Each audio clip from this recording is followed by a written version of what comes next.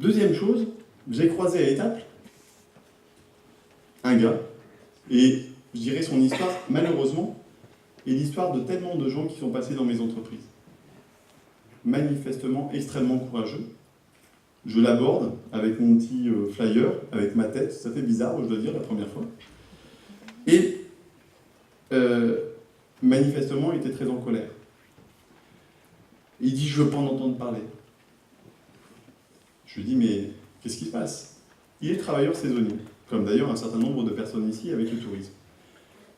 C'est quelqu'un, discussion faite, qui est quelqu'un de courageux, qui va d'un boulot à un autre, qui va d'expédient en expédient.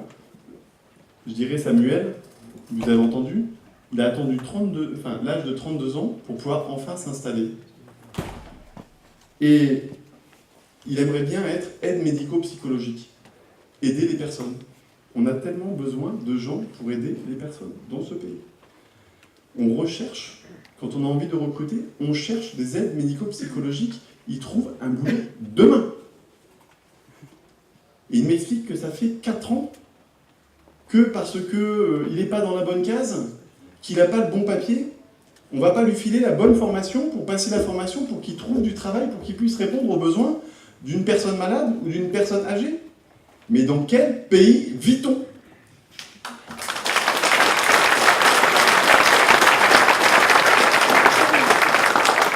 Et donc, quand on vous dit à En Marche qu'on va porter un projet qui, d'abord, va réformer le système de la formation professionnelle, parce que ce n'est pas seulement une question de moyens, on dépense 34 milliards d'euros, on consacre 34 milliards d'euros par an à la formation professionnelle.